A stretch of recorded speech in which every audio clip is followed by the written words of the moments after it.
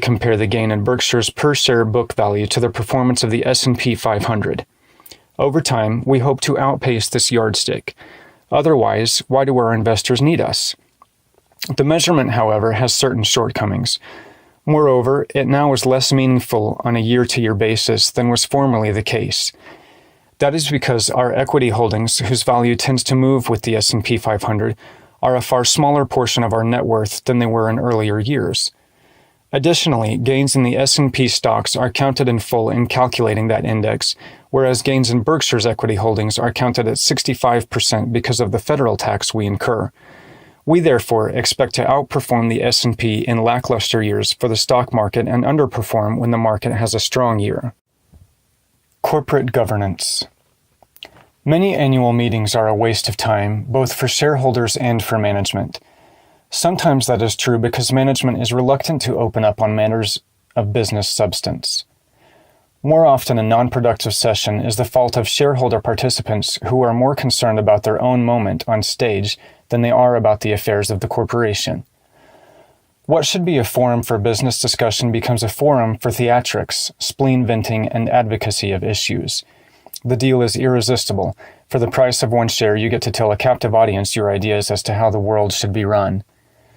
Under such circumstances, the quality of the meeting often deteriorates from year to year as the antics of those interested in themselves discourage attendance by those interested in the business. Berkshire's meetings are a different story. The number of shareholders attending grows a bit each year, and we have yet to experience a silly question or an ego-inspired commentary. Instead, we get a wide variety of thoughtful questions about the business. Because the annual meeting is the time and place for these, Charlie and I are happy to answer them all, no matter how long it takes. We cannot, however, respond to written or phoned questions at other times of the year. One person at a time reporting is a poor use of management time in a company with thousands of shareholders. The only business matters that are off limits at the annual meeting are those about which candor might cost our company real money. Our activities and securities would be the main example. At Berkshire, full reporting means giving you the information that we would wish you to give us if our positions were reversed. What Charlie and I would want under that circumstance would be all the important facts about current operations as well as the CEO's frank view of the long-term economic characteristics of the business. We would expect both a lot of financial details and a discussion of any significant data we would need to interpret what was presented. When Charlie and I read reports, we have no interest in pictures of personnel, plants, or products. References to EBITDA make us shudder. Does management think the tooth fairy pays for capital expenditures? We're very suspicious of accounting methodology that is vague or unclear, since too often that means management wishes to hide something. And we don't want to read messages that a public relations department or consultant has turned out. Instead, we expect a company's CEO to explain in his or her own words what's happening. For us, fair reporting means getting information to our 300,000 partners simultaneously, or as close to that mark as possible. We therefore put our annual and quarterly financials on the internet between the close of the market on a Friday and the following morning. By our doing that, shareholders and other interested investors have timely access to these important releases and also have a reasonable amount of time to digest the information they include before the markets open on Monday. We applaud the work that Arthur Levitt Jr., until recently chairman of the SEC, has done in cracking down on the corporate practice of selective disclosure that had spread like cancer in recent years. Indeed, it had become virtually standard practice for major corporations to guide analysts or large holders to earnings expectations that were intended either to be on the nose or a tiny bit below what the company truly expected to return. Through the selectively dispersed hints, winks and nods that customers engaged in, speculatively minded institutions and advisors were given an information edge over investment-oriented individuals. This was corrupt behavior, unfortunately embraced by both Wall Street and corporate America. Thanks to Chairman Levitt, whose general efforts on behalf of investors were both tireless and effective, corporations are now required to treat all of their owners equally. The fact that this reform came about because of coercion rather than conscience should be a matter of shame for CEOs and their investor relations departments. One further thought while I'm on my soapbox. Charlie and I think it is both deceptive and dangerous for CEOs to predict growth rates for their companies. They are, of course, frequently egged on to do so by both analysts and their investor relations departments. They should resist, however, because too often these predictions lead to trouble. It's fine for a CEO to have his own internal goals, and, in our view, it's even appropriate for the CEO to publicly express some hopes about the future if these expectations are accompanied by sensible caveats. But for a major corporation to predict that its per-share earnings will grow over the long term at, say, 15% annually is to court trouble. That's true because a growth rate of the magnitude can only be maintained by a very small percentage of large businesses. Here's a test. Examine the record of, say, the 200 highest earning companies from 1970 to 1980 and tabulate how many have increased per-share earnings by 15% annually since those dates. You will find that only a handful have. I would wager you have a very significant sum that fewer than 10 of the 200 most profitable companies in 2000 will attain 15% annual growth in earnings per share over the next 20 years. The problem arising from lofty predictions is not just that they spread unwarranted optimism. Even more troublesome is the fact that they corrode CEO behavior. Over the years, Charlie and I have observed many instances in which CEOs engaged in uneconomic operating maneuvers so that they could meet earnings targets that have announced. Worse still, after exhausting all that operating acrobatics would do, they sometimes played a wide variety of accounting games to make the numbers. These accounting shenanigans have a way of snowballing.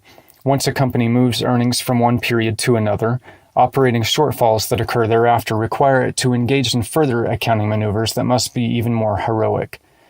These can turn fudging into fraud. More money, it has been noted, has been stolen with the point of a pen than at the point of a gun. Charlie and I tend to be leery of companies run by CEOs who woo investors with fancy predictions. A few of these managers will prove prophetic, but others will turn out to be congenital optimists or even charlatans. Unfortunately, it's not easy for investors to know in advance which species they are dealing with. 3 suggestions for investors. First, beware of companies displaying weak accounting. If a company still does not expense options or if its pension assumptions are fanciful, watch out. When managements take the low road in aspects that are visible, it is likely they are following a similar path behind the scenes. There is seldom just one cockroach in the kitchen. Trumpeting EBITDA, earnings before interest, taxes, depreciation, and amortization, is a particularly pernicious practice. Doing so implies that depreciation is not truly an expense, given that it is a non-cash charge. That's nonsense. In truth, depreciation is a particularly unattractive expense because the cash outlay it represents is paid up front, before the asset acquired has delivered any benefits to the business. Imagine, if you will, that at the beginning of this year, a company paid all of its employees for the next 10 years of their service, in the way they would lay out cash for a fixed asset to be useful for 10 years. In the following 9 years, compensation would be a non-cash expense, a reduction of a prepaid compensation asset established this year. Would anyone care to argue that the recording of the expense in years 2 through 10 would be simply a bookkeeping formality? Second, unintelligible footnotes usually indicate untrustworthy management. If you can't understand a footnote or other management explanation, it's usually because the CEO doesn't want you to. Enron's descriptions of certain transactions still baffle me. Finally, be suspicious of companies that trumpet earnings projections and growth expectations. Businesses seldom operate in a tranquil, no-surprise environment, and earnings simply don't advance smoothly, except, of course, in the offering books of investment bankers. Charlie and I not only don't know today what our businesses will earn next year, we don't even know what they will earn next quarter. We are suspicious of those CEOs who regularly claim they do know the future, and we become downright incredulous if they consistently reach their declared targets. Managers that always promise to make the numbers will at some point be tempted to make up the numbers. Boards and managers. The performance of CEOs of investee companies, which we have observed at close range, contrasts vividly with that of many CEOs, which we have fortunately observed from a safe distance. Sometimes these CEOs clearly do not belong in their jobs. Their positions, nevertheless, are usually secure. The supreme irony of business management is that it is far easier for an inadequate CEO to keep his job than it is for an inadequate subordinate. If a secretary, say, is hired for a job that requires typing ability of at least 80 words a minute and turns out to be capable of only 50 words a minute, she will lose her job in no time. There is a logical standard for this job. Performance is easily measured, and if you can't make the grade, you're out. Similarly, if new salespeople fail to generate sufficient business quickly enough, they will be let go. Excuses will not be accepted as a substitute for orders. However, a CEO who doesn't perform is frequently carried indefinitely. One reason is that performance standards for his job seldom exist. When they do, they are often fuzzy, or they may be waived or explained away, even when the performance shortfalls are major and repeated.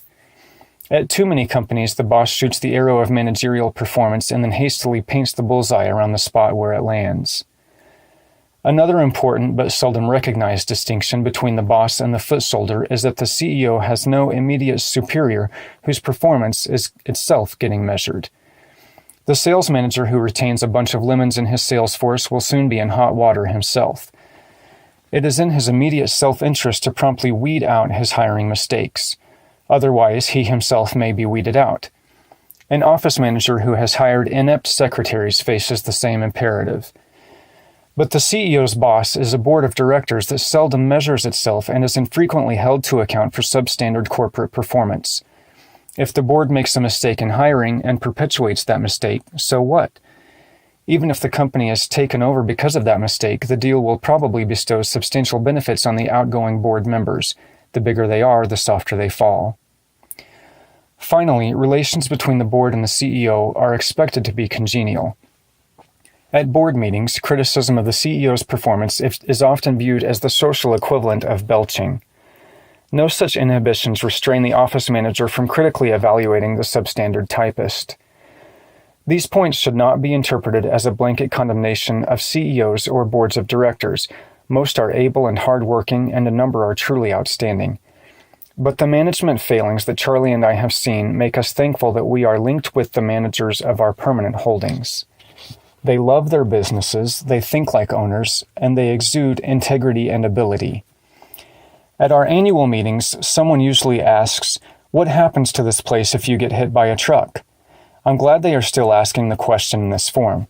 It won't be too long before the query becomes, "What happens to this place if you don't get hit by a truck?"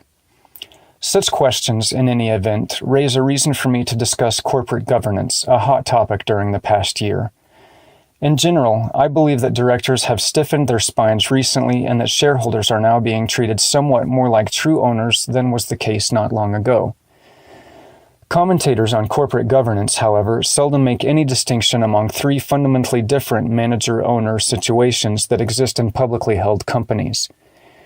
Though the legal responsibility of directors is identical throughout, their ability to effect change occurs in each of the cases.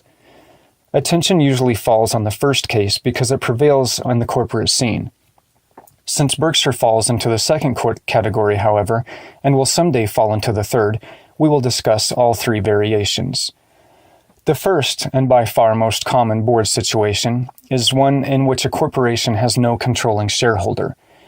In that case, I believe directors should behave as if there is a single absentee owner whose long-term interest they should try to further in all proper ways. Unfortunately, long-term gives directors a lot of wiggle room. If they lack either integrity or the ability to think independently, directors can do great violence to shareholders while still claiming to be acting in their long-term interest. But assume the board is functioning well and must deal with a management that is mediocre or worse. Directors then have the responsibility for changing that management just as an intelligent owner would do if he were present. And if able but greedy managers overreach and try to dip too deeply into the shareholders' pockets, directors must slap their hands. In this plain vanilla case, a director who sees something he doesn't like should attempt to persuade the other directors of his view. If he is successful, the board will have the muscle to make the appropriate change. Suppose, though, that the unhappy director can't get the other directors to agree with him. He should then feel free to make his views known to the absentee owners. Directors seldom do that, of course. The temperament of many directors would in fact be incompatible with critical behavior of that sort. But I see nothing improper in such actions, assuming the issues are serious. Naturally, the complaining director can expect a vigorous rebuttal from the unpersuaded directors, a prospect that should discourage the dissenter from pursuing trivial or non-rational causes. For the boards just discussed, I believe the directors ought to be relatively few in number, say 10 or less, and ought to come mostly from the outside. The outside board members should establish standards for the CEO's performance and should also periodically meet, without his being present, to evaluate his performance against those standards. The requisites for board membership should be business savvy, interest in the job, and owner orientation. Too often, directors are selected simply because they are prominent or add diversity to the board. That practice is a mistake. Furthermore, mistakes in selecting directors are particularly serious because appointments are so hard to undo. The pleasant but vacuous director need never worry about job security. The second case is that existing at Berkshire, where the controlling owner is the manager. At some companies, this arrangement is facilitated by the existence of two classes of stock endowed with disproportionate voting power. In these situations, it's obvious that the board does not act as an agent between owners and management, and that the directors cannot effect change except through persuasion. Therefore, if the owner-manager is mediocre or worse, or is overreaching, there is little a director can do about it except eject. If the directors having no connections to the owner-manager make a unified argument, it may well have some effect. More likely it will not. If change does not come and the matter is sufficiently serious, the outside directors should resign. Their resignation will signal their doubts about management, and it will emphasize that no outsider is in a position to correct the owner-manager's shortcomings. The third governance case occurs when there is a controlling owner who is not involved in management. This case, examples of which are Hershey Foods and Dow Jones, puts the outside directors in a potentially useful position. If they become unhappy with either the competence or integrity of the manager, they can go directly to the owner, who may also be on the board, and report their dissatisfaction. This situation is ideal for an outside director since he need make his case only to a single, presumably interested owner, who can forthwith effect change if the argument is persuasive. Even so, the dissatisfied director has only that single course of action. If he remains unsatisfied about a critical matter, he has no choice but to resign. Logically, the third case should be the most effective in ensuring first-class management. In the second case, the owner is not going to fire himself, and in the first case, directors often find it very difficult to deal with the mediocrity or mild overreaching. Unless the unhappy directors can win over a majority of the board, an awkward social and logistical task, particularly if management's behavior is merely odious, not egregious, their hands are effectively tied. In practice, directors trapped in situations of this kind usually convince themselves that by staying around they can do at least some good. Meanwhile, management proceeds unfettered. In the third case, the owner is neither judging himself nor burdened with the problem of garnering a majority. He can also ensure that outside directors are selected who will bring useful qualities to the board. These directors, in turn, will know that the good advice they give will reach the right ears, rather than being stifled by a recalcitrant management. If the controlling owner is intelligent and self-confident, he will make decisions in respect to management that are meritocratic and pro-shareholder. Moreover, and this is critically important, he can readily correct any mistake he makes. At Berkshire, we operate in the second mode now and will for as long as I remain functional. My health, let me add, is excellent. For better or worse, you are likely to have me as an owner-manager for some time. All in all, we're prepared for the truck. Both the ability and fidelity of managers have long needed monitoring. Indeed, nearly 2,000 years ago, Jesus Christ addressed this subject, speaking Luke 16:2, approvingly of a certain rich man who told his manager, "Give an accountant of thy stewardship, for thou mayest no longer be steward." Accountability and stewardship withered in the last decade, becoming qualities deemed of little importance by those caught up in the great bubble. As stock prices went up, the behavioral norms of managers went down. By the late 90s, as a result, CEOs who traveled the high road did not encounter heavy traffic. Most CEOs, it should be noted, are men and women you would not be happy to have as trustees for your children's assets or as next-door neighbors. Too many of these people, however, have in recent years behaved badly at the office, fudging numbers and drawing obscene pay for mediocre business achievements. Why have intelligent and decent directors failed so miserably? The answer lies not in inadequate laws. It's always been clear that directors are obligated to represent the interests of shareholders, but rather in what I'd call boardroom atmosphere. It's almost impossible, for example, in a boardroom populated by well-mannered people, to raise the question of whether the CEO should be replaced. It's equally awkward to question a proposed acquisition that has been endorsed by the CEO, particularly when his inside staff and outside advisors are present and unanimously support his decision. They wouldn't be in the room if they didn't. Finally, when the Compensation Committee, armed as always with the support from a high-paid consultant, reports on a mega grant of options to the CEO, it would be like belching at the dinner table for a director to suggest that the committee reconsider. These social difficulties argue for outside directors regularly meeting without the CEO, a reform that is being instituted and that I enthusiastically endorse. I doubt, however, that most of the other new governance rules and recommendations will provide benefits commensurate with the monetary and other costs they impose. The current cry is for independent directors. It is certainly true that it is desirable to have directors who think and speak independently, but they must also be business savvy, interested, and shareholder-oriented, as noted in the previous essay. Over a span of 40 years, I have been on 19 public company boards, excluding Berkshire's, and have interacted with perhaps 250 directors. Most of them were independent as defined by today's rules. But the great majority of these directors lacked at least one of the three qualities I value. As a result, their contribution to shareholder well-being was minimal at best and too often negative. These people, decent and intelligent though they were, simply did not know enough about business and or care enough about shareholders to question foolish acquisitions or egregious compensation. My own behavior, I must ruefully add, frequently fell short as well.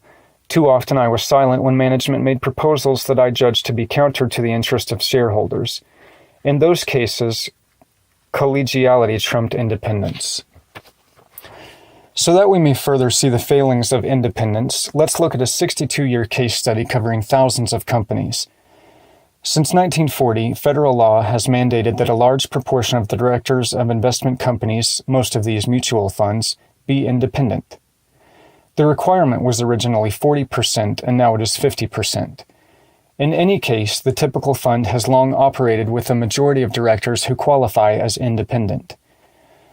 These directors and the entire board have many perfunctory duties, but in actuality have only two important responsibilities: obtaining the best possible investment manager and negotiating with that manager for the lowest possible fee. When you are seeking investment help yourself, those two goals are the only ones that count, and directors acting for other investors should have exactly the same priorities. Yet when it comes to independent directors pursuing either goal, their record has been absolutely pathetic. Many thousands of investment company boards meet annually to carry out the vital job of selecting who will manage the savings of the millions of owners they represent. Year after year, the directors of Fund A select Manager A, Fund B directors select Manager B, etc., in a zombie-like process that makes a mockery of stewardship. Very occasionally, a board will revolt. But for the most part, a monkey will type out a Shakespeare play before an independent mutual fund director will suggest that his fund look at other managers, even if the incumbent manager has persistently delivered substandard performance. When they are handling their own money, of course, directors will look to alternative advisors, but it never enters their minds to do so when they are acting as fiduciaries for others. The hypocrisy permeating the system is vividly exposed when a fund management company, call it A, is sold for a huge sum to manager B. Now the independent directors experience a counter-revelation and decide that manager B is the best that can be found, even though B was available and ignored in previous years. Not so incidentally, B also could formerly have been hired at a far lower rate than is possible now that has bought manager A. That's because B has laid out a fortune to acquire A, and B must now recoup that cost through fees paid by the A shareholders who were delivered as part of the deal. For a terrific discussion of the mutual fund business, read John Bogle's Common Sense on Mutual Funds. Investment company directors have failed as well in negotiating management fees. If you or I were empowered, I can assure you that we could easily negotiate materially lower management fees with the incumbent managers of most mutual funds. And believe me, if directors were promised a portion of any fee savings they realized, the skies would be filled with falling fees. Under the current system, though, reductions mean nothing to independent directors while meaning everything to managers. So guess who wins? Having the right money manager, of course, is far more important to a fund than reducing the manager's fee. Both tasks are nonetheless the job of directors, and in stepping up to these all-important responsibilities, tens of thousands of independent directors over more than 6 decades have failed miserably. They've succeeded, however, in taking care of themselves. Their fees from serving on multiple boards of a single family of funds often run well into 6 figures. When the manager cares deeply and the directors don't, what's needed is a powerful countervailing force, and that's the missing element in today's corporate governance. Getting rid of mediocre CEOs and eliminating overreaching by the able ones requires actions by owners, big owners. The logistics aren't that tough. The ownership of stock has grown increasingly concentrated in recent decades, and today it would be easy for institutional managers to exert their will on problem situations. 20 or even fewer of the largest institutions acting together could effectively reform corporate governance at a given company simply by withholding their votes for directors who were tolerating odious behavior. In my view, this kind of concerted action is the only way that corporate stewardship can be meaningfully improved. Several institutional shareholders and their advisors decided I lacked independence in my role as a director of Coca-Cola. One group wanted me removed from the board, and another simply wanted me booted from the audit committee. My first impulse was to secretly fund the group behind the second idea. Why anyone would wish to be on an audit committee is beyond me. But since directors must be assigned to one commitment or another, and since no CEO wants me on his compensation committee, it's often been my lot to get an audit committee's assignment. As it turned out, the institutions that opposed me failed and I was re-elected to the audit job. I fought off the urge to ask for a recount. Some institutions questioned my independence because, among other things, McLane and Dairy Queen buy lots of Coke products. Do they want us to favor Pepsi? But independence is defined in Webster's as not subject to control by others. I'm puzzled how anyone could conclude that our Coke purchases would control my decision-making when the counterweight is the well-being of $8 billion of Coke stock being held by Berkshire. Assuming I'm even marginally rational, elementary arithmetic should make it clear that my heart and mind belong to the owners of Coke, not to its management. I can't resist mentioning that Jesus understood the calibration of independence far more clearly than do the protesting institutions. In Matthew 6:21, he observed, "For where your treasure is, there will your heart be also." Even to an institutional investor, $8 billion should qualify as treasure. That dwarfs any profits Berkshire might earn on its routine transactions with Coke. Measured by the biblical standard, the Berkshire board is a model. Every director is a member of a family owning at least $4 billion of stock. None of these shares were acquired from Berkshire via options or grants. No directors receive committee, consulting, or board fees from the company that are more than a tiny portion of their annual income. And although we have a standard corporate indemnity arrangement, we carry no liability insurance for directors. At Berkshire, board members travel the same road as shareholders. Charlie and I have seen much behavior confirming the Bible's treasure point. In our view, based on our considerable boardroom experience, the least independent directors are likely to be those who receive an important fraction of their annual income from the fees they receive for board service, and who hope as well to be recommended for election to other boards and thereby to boost their income further. Yet these are the very board members most often classed as independent. Most directors of this type are decent people and do a first-class job, but they wouldn't be human if they weren't tempted to thwart actions that would threaten their livelihood. Some may go on to succumb to such temptations. Let's look at an example based upon circumstantial evidence. I have first-hand knowledge of a recent acquisition proposal, not from Berkshire, that was favored by management, blessed by the company's investment banker, and slated to go forward at a price above the level at which the stock had sold for some years, or now sells for. In addition, a number of directors favored the transaction and wanted it proposed to shareholders. Several of their brethren, however, each of whom received board and committee fees totaling about $100,000 annually, scuttled the proposal, which meant that shareholders never learned of this multi-billion offer. Non-management directors owned little stock except for shares they had received from the company. Their open market purchases in recent years had meanwhile been nominal, even though the stock had sold far below the acquisition price proposed. In other words, these directors didn't want the shareholders to be offered X, even though they had consistently declined the opportunity to buy their stock from their own account at a fraction of X. I don't know which directors opposed letting shareholders see the offer, but I do know that $100,000 is an important portion of the annual income of some of those deemed independent, clearly meeting the Matthew 6:21 definition of treasure.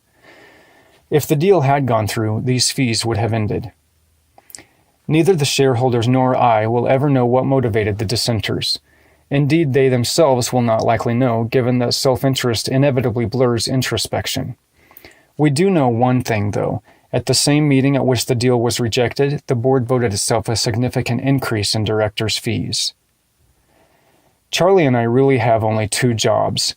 One is to attract and keep outstanding managers to run our various operations. The other is capital allocation.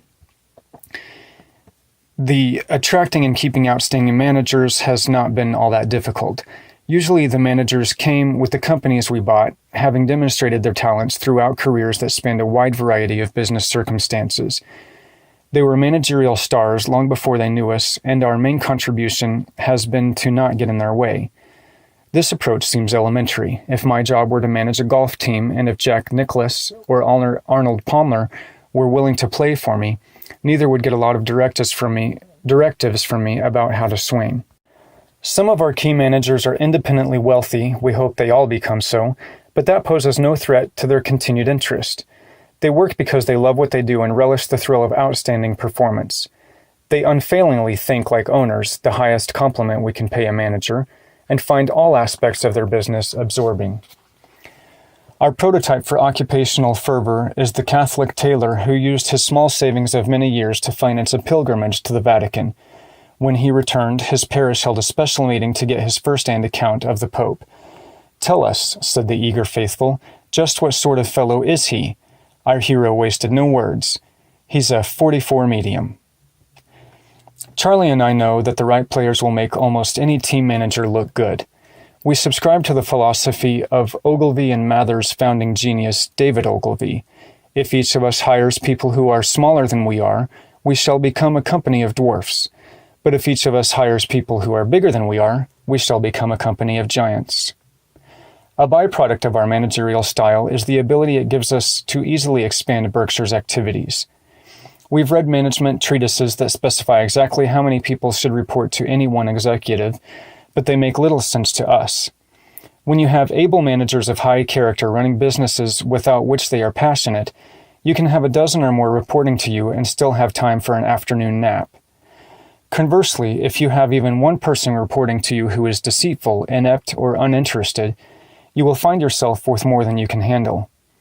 Charlie and I could work with double the number of managers we now have, so long as they had the rare qualities of the present ones.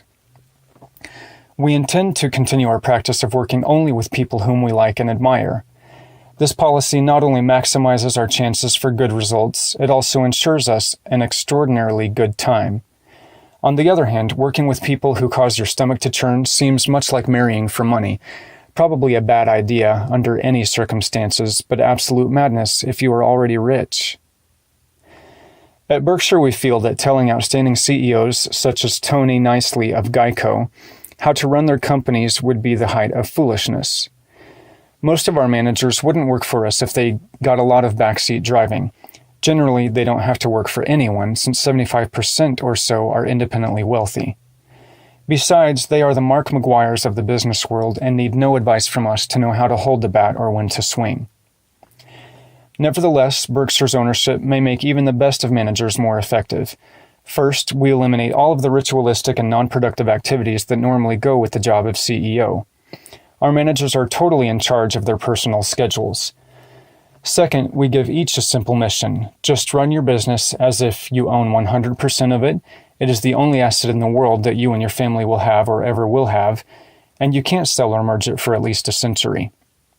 As a corollary, we'll tell them they should not let any of their decisions be affected even slightly by accounting considerations. We want our managers to think about what counts, not how it will be counted. Very few CEOs of public companies operate under a similar mandate, mainly because they have owners who focus on short-term prospects and reported earnings. Berkshire, however, has a shareholder base, which it will have for decades to come, that has the longest investment horizon to be found in the public company universe. Indeed, a majority of our shares are held by investors who expect to die still holding them. We can therefore ask our CEOs to manage for maximum long-term value rather than for next quarter's earnings.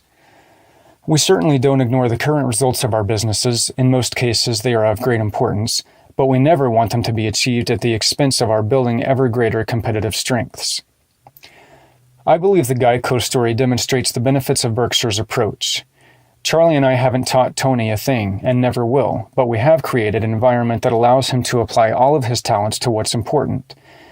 He does not have to devote his time or energy to board meetings, press interviews, presentations by investment bankers, or talks with financial analysts. Furthermore, he need never spend a moment thinking about financing, credit ratings, or street expectations for earnings per share. Because of our ownership structure, he also knows that this operational framework will endure for decades to come. In this environment of freedom, both Tony and his company can convert their almost limitless potential into matching achievements. Every day, in countless ways, the competitive position of each of our businesses grows either weaker or stronger. If we are delighting customers, eliminating unnecessary costs, and improving our products and services, we gain strength. But if we treat customers with the indifference or tolerant bloat, our businesses will wither. On a daily basis, the effects of our actions are imperceptible.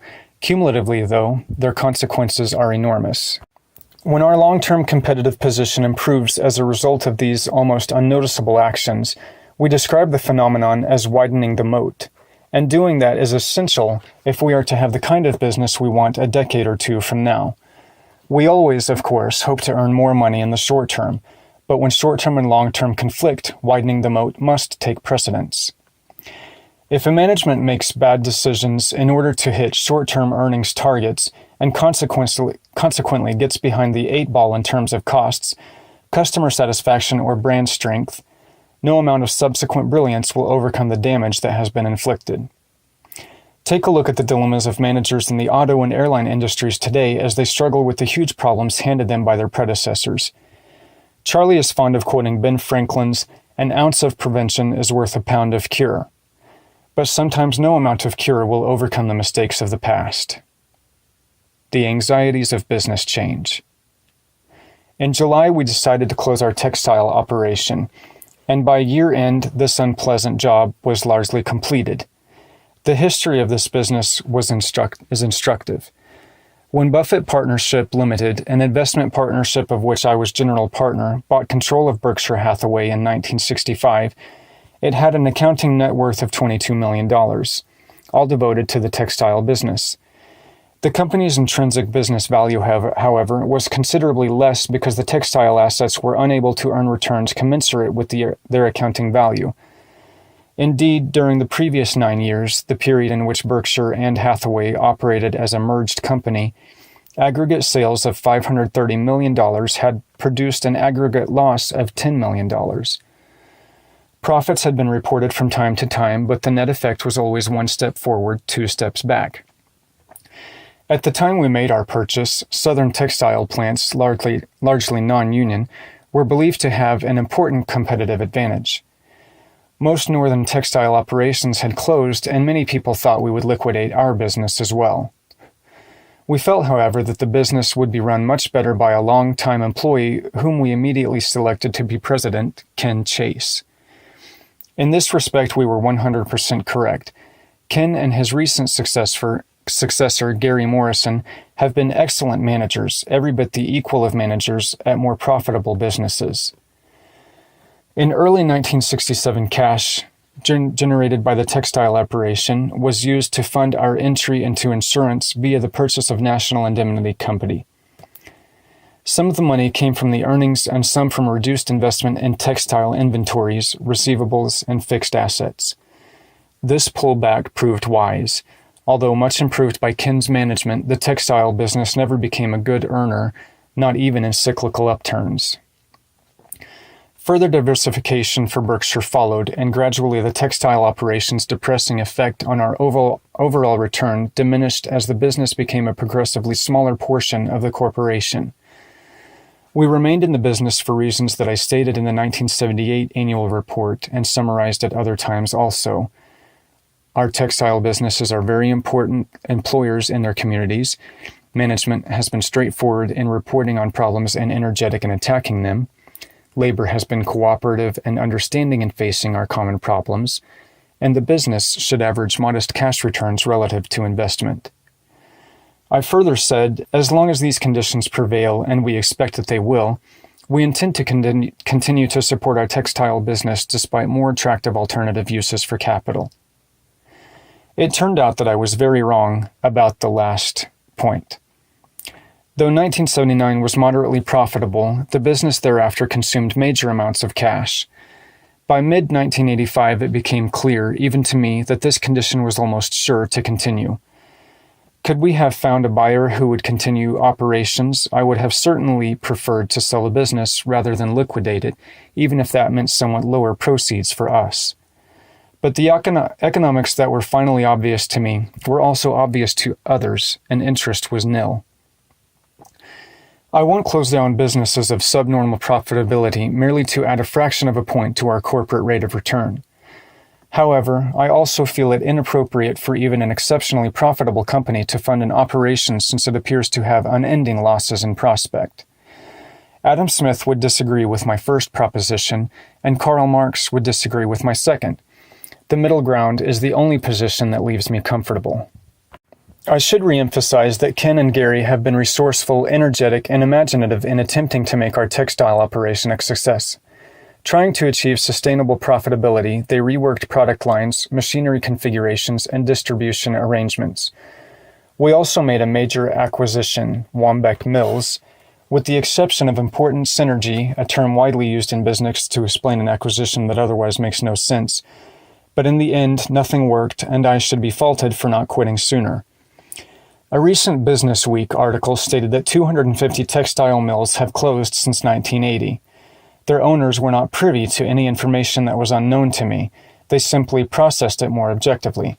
I ignored Comte's advice, the intellect should be the servant of the heart, but not its slave, and believed what I preferred to believe. The domestic textile industry operates in a commodity business, competing in a world market in which substantial excess capacity exists. Much of the trouble we experienced was attributable, both directly and indirectly, to competition from foreign countries whose workers are paid a small fraction of the U.S. minimum wage. But that in no way means that our labor force deserves any blame for our closing. In fact, in comparison with employees of American industry generally, our workers were poorly paid, as has been the case throughout the textile business. In contract negotiations, union leaders and members were sensitive to our disadvantageous cost position and did not push for unrealistic wage increases or unproductive work practices. To the contrary, they tried just as hard as we did to keep us competitive. Even during our liquidation period, they performed superbly. Ironically, we would have been better off financially if our union had behaved unreasonably some years ago. We then would have recognized the impossible future that we faced, promptly closed down, and avoided significant future losses.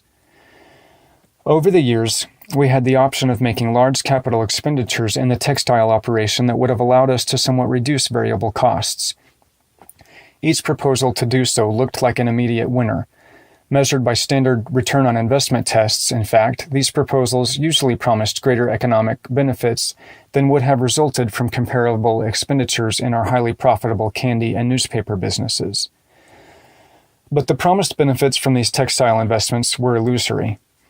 Many of our competitors, both domestic and foreign, were stepping up to the same kind of expenditures, and once enough companies did so, their reduced costs became the baseline for reduced prices industry-wide. Viewed individually, each company's capital investment decision appeared cost-effective and rational. Viewed collectively, the decisions neutralized each other and were irrational, just as happens when each person watching a parade decides he can see a little better if he stands on tiptoes. After each round of investment, all the players had more money in the game and returns remained anemic. Thus, we faced a miserable choice: huge capital investment, which would have helped to keep our textile business alive but would have left us with terrible returns on ever-growing amounts of capital. After the investment, moreover, the foreign competition would still have retained a major continuing advantage in labor costs. A refusal to invest, however, would make us increasingly non-competitive, even measured against domestic textile manufacturers. I always thought myself in the position described by Woody Allen in one of his movies. More than any other time in history, mankind faces a crossroads. One path leads to despair and utter hopelessness, the other to total extinction.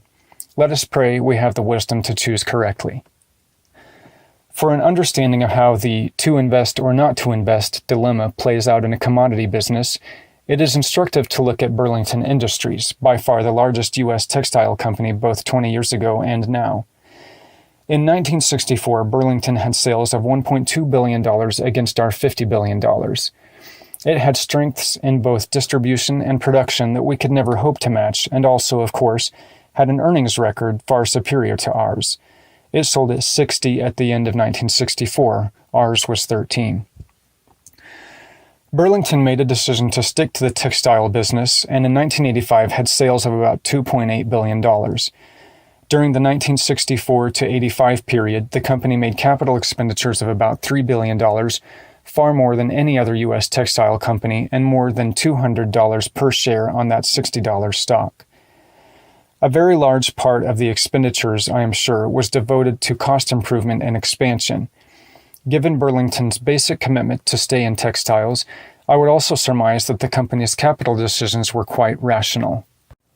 Nevertheless, Burlington has lost sales volume in real dollars and has far lower returns on sales and equity now than 20 years ago. Split 2-for-1 in 1965, the stock now sells at 34, on an adjusted basis just a little over its $60 price in 1964. Meanwhile, the CPI has more than tripled. Therefore, each share commands about one-third the purchasing power it did at the end of 1964. Regularly, dividends have been paid, but they, too, have shrunk significantly in purchasing power. The devastating outcome for the shareholders indicates what can happen when much brain power and energy are applied to a faulty premise. The situation is suggestive of Samuel Johnson's horse, a horse that can count to 10 as a remarkable horse, not a remarkable mathematician. Likewise, a textile company that allocates capital brilliantly within its industry is a remarkable textile company, but not a remarkable business. My conclusion from my own experiences and from much observation of other businesses is that a good managerial record measured by economic returns is far more a function of what business boat you get into than it is of how effectively you row, though intelligence and effort help considerably, of course, in any business, good or bad. Should you find yourself in a chronically leaking boat, energy devoted to changing vessels is likely to be more productive than energy devoted to patching leaks. Not all of our businesses are destined to increase profits. When an industry's underlying economics are crumbling, talented management may slow at the rate of decline. Eventually, though, eroding fundamentals will overwhelm managerial brilliance. As a wise friend told me long ago, if you want to get a reputation as a good businessman, be sure to get into a good business. And fundamentals are surely eroding in the newspaper industry, a trend that has caused the profits of our Buffalo news to decline. The skid will almost certainly continue. When Charlie and I were young, the newspaper business was an easy way to make huge returns as existed in America. As one not too bright publisher famously said, I owe my fortune to two great American institutions, monopoly and nepotism. No paper in a one-paper city, however bad the product or however inept the management, could avoid gushing profits. The industry's staggering returns could be simply explained. For most of the 20th century, newspapers were the primary source of information for the American people. Whether the subject was sports, finance, or politics, newspapers reigned supreme. Just as important, their ads were the easiest way to find job opportunities or to learn the price of groceries at your town's supermarkets. The great majority of families, therefore, felt the need for a paper every day, but understandably, most didn't wish to pay for two. Advertisers preferred the paper with the most circulation, and readers tended to want the paper with the most ads and news pages. This circularity led to a law of the newspaper jungle, survival of the fattest. Thus, when two or more papers existed in a major city, which was almost universally the case a century ago, the one that pulled ahead usually emerged as the standalone winner. After competition disappeared, the paper's pricing power in both advertising and circulation was unleashed. Typically, rates for both advertisers and readers would be raised annually, and the profits rolled in. For owners, this was economic heaven. Interestingly, though, papers regularly, and often in a disapproving way, reported on the profitability of, say, the auto or steel industries. They never enlightened readers about their own Midas-like situation. As long ago as my 1991 letter to shareholders, I nonetheless asserted that this insulated world was changing, writing that the media business will prove considerably less marvelous than I, the industry, or lenders thought would be the case only a few years ago. Some publishers took umbrage at both this remark and other warnings from me that followed. Newspaper properties, moreover, continued to sell as if they were indestructible slot machines. In fact, many intelligent newspaper executives who regularly chronicled and analyzed important worldwide events were either blind or indifferent to what was going on under their noses. Now, however, almost all newspapers owners realize that they are constantly losing ground in the battle for eyeballs. Simply put, if cable and satellite broadcasting, as well as the internet, had come along first, newspapers as we know them probably would never have existed. In Berkshire's world, Stan Lipsey does a terrific job running the Buffalo News, and I am enormously proud of its editor, Margaret Sullivan. The News's penetration of its market is the highest among that of the country's large newspapers. We also do better financially than most metropolitan newspapers, even though Buffalo's population and business trends are not good. Nevertheless, this operation faces unrelenting pressures that will cause profit margins to slide. True, we have the leading online news operation in Buffalo, and it will continue to attract more viewers and ads. However, the economic potential of a newspaper internet site, given the many alternative sources of information and entertainment that are free and only a click away, is at best a small fraction of that existing in the past for a print newspaper facing no competition. For a local resident, owners of a city's paper, like ownership of a sports team, still produces instant prominence. With it typically comes power and influence. These are rub-offs that appeal to many people with money. Beyond that, civic-minded, wealthy individuals may feel that local ownership will serve their community well. That's why Peter Kiewit bought the Omaha paper more than 40 years ago. We are likely, therefore, to see non-economic individual buyers of newspapers emerge, just as we have seen such buyers acquire major sports franchises. Aspiring press lords should be careful, however. There's no rule that says a newspaper's revenues can't fall below its expenses and that losses can't mushroom. Fixed costs are high in the newspaper business, and that's bad news when unit volume heads south.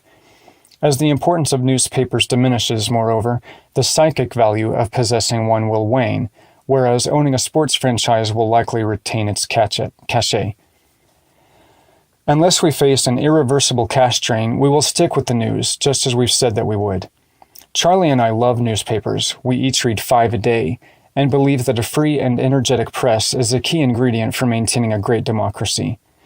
We hope that some combination of print and online will ward off economic doomsday for newspapers, and we will work hard in Buffalo to develop a sustainable business model. I think we will be successful, but the days of lush profits from our newspapers are over. Social compacts. We have two very large businesses, BNSF, Burlington Northern Santa Fe Railroad Corporation, and Mid-American Energy, later renamed Berkshire Hathaway Energy, with important common characteristics that distinguish them from our many others. A key characteristic of both companies is the huge investment they have in very long-lived regulated assets, with these funded by large amounts of long-term debt that is not guaranteed by Berkshire. Our credit is not needed. Both businesses have earning power that, even under very adverse business conditions, amply covers their interest requirements. Both companies are heavily regulated, and both will have a never-ending need to make major investments in plant and equipment. Both also need to provide efficient, customer-satisfying service to earn the respect of their communities and regulators. In return, both need to be assured that they will be allowed to earn reasonable earnings on future capital investments. Railroads are vital to our country's future. Rail moves 42% of America's inner-city freight, measured by ton miles, and BNSF moves more than any other railroad, about 28% of the industry total. A little math will tell you that more than 11% of all intercity ton miles of freight in the U.S. is transported by BNSF. Given the shift of population to the west, our share may well inch higher. All of this adds up to a huge responsibility. We are a major and essential part of the American economy's circulatory system, obliged to constantly maintain and improve our 23,000 miles of track, along with its ancillary bridges, tunnels, engines, and cars. In carrying out this job, we must anticipate society's needs, not merely react to them. Fulfilling our societal obligation, we will regularly spend far more than our depreciation, with this excess amounting to $2 billion in 2011. I'm confident we will earn appropriate returns on our huge incremental investments. Wise regulation and wise investment are two sides of the same coin. At Mid-American, we participate in a similar social compact. We are expected to put up our ever-increasing sums to satisfy the future needs of our customers. If we meanwhile operate reliably and efficiently, we know that we will obtain a fair return on these investments. Mid-American supplies 2.4 million customers in the U.S. with electricity, operating as the largest supplier in Iowa, Wyoming, and Utah, and as an important provider in other states as well. Our pipelines transport 8% of the country's natural gas. Obviously, millions of Americans depend on us every day.